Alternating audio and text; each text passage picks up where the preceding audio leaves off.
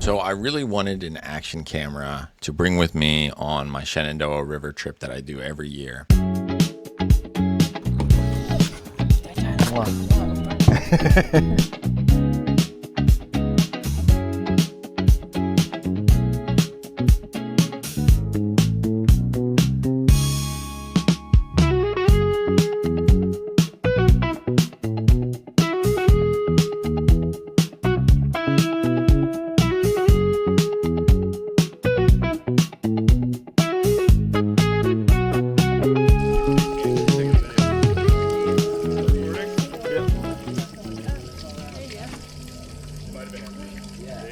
So after using it for a few days on the river, I want to share some things that I liked about it, maybe some things that I didn't like about it.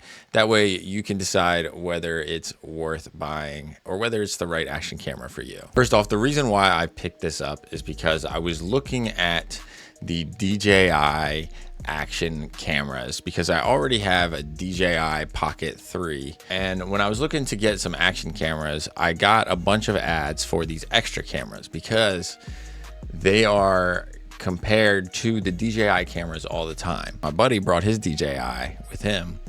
This is the DJI version of this. From what I can tell, it's basically the same exact camera. So I started looking into the extra cameras and I saw a lot of good things about them. Not only are people using this camera as a daily vlogging camera, and it's nice and tiny and it can just fit right into your pocket, it just looks like it has a great quality image, great quality footage. So the majority of my footage actually came from using it with this neck mount. This is the Tellison neck mount.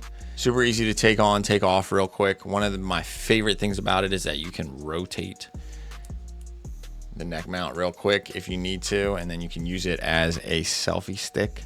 Or if you're trying to get a shot real quick, you can just rotate it and quickly like move the camera toward the shot that you're trying to grab.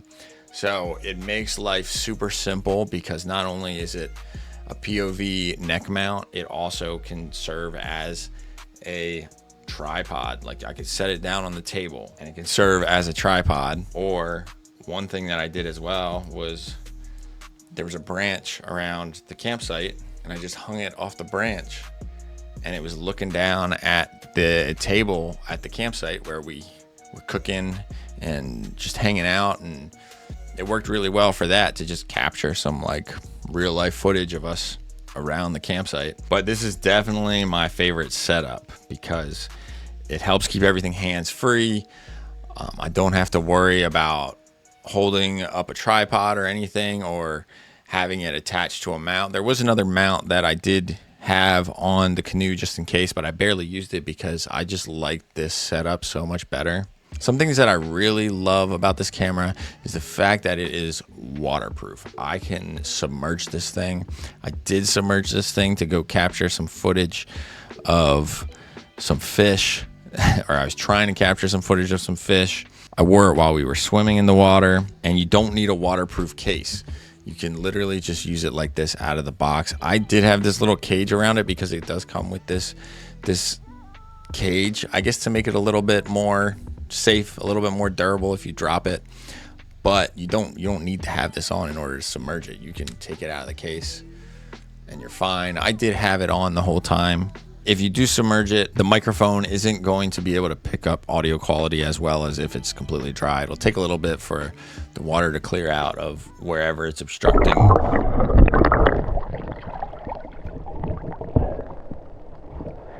excited to see how this turns out. Yeah. Is it recording? Yeah. Waterproof. You can actually dive with it up to a certain amount. Oh, nice. Yeah.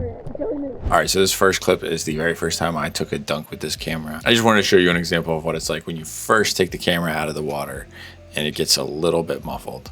This next clip I wanted to show you because the water's starting to drain out away from the microphone, and if you're wearing headphones, you might be able to hear little pops. You might be able to hear the little sounds of the water draining, but it's still not quite fully back to normal, but the audio is starting to clear up a little bit.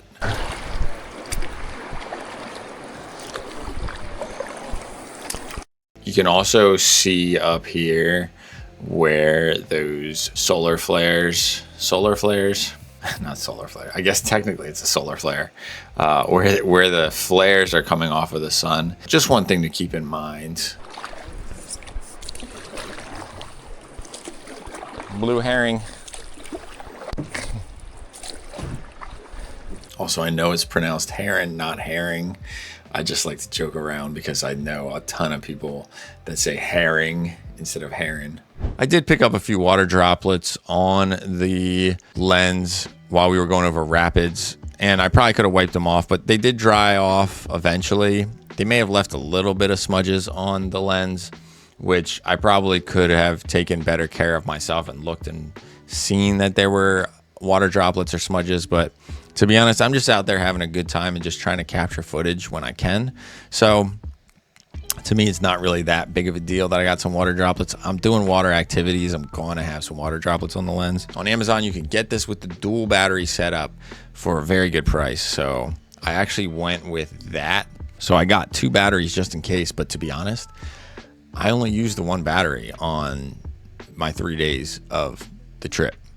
Now, I'm not running this constantly. I don't have this on the whole time, but I had plenty of battery life left in this battery, and I was not expecting that. So that was a pleasant surprise. So if you're thinking about getting the dual battery setup, maybe if you really think you need it, but to be honest, I don't know if I really need it. I don't know if I'm ever going to film that much that I'll need the secondary battery without having access to charging, but I don't know. That's just me. If you're filming a lot and you might need another battery, then I'd say go for it. It can't hurt to have it and not need it. But I was very surprised with the entire trip. I did not need to change my battery once. So This battery lasts a while. the one thing that I did not like about this camera is the lens flares coming off of the sun. You can kind of see these flares coming off of the sun.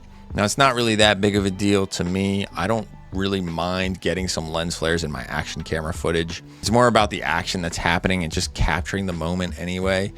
But if that's something that might bother you, then maybe you might want to look into a different camera. But to me, like, that's just such a small issue that it's not really even an issue for me. If you're somebody that is looking for a nice action camera for adventures, for daily vlogs, for even just getting started on YouTube, or even just I've seen some people just use it as their main camera as well. I do think that it is a very good option. I think that the price is great. I think the quality is great.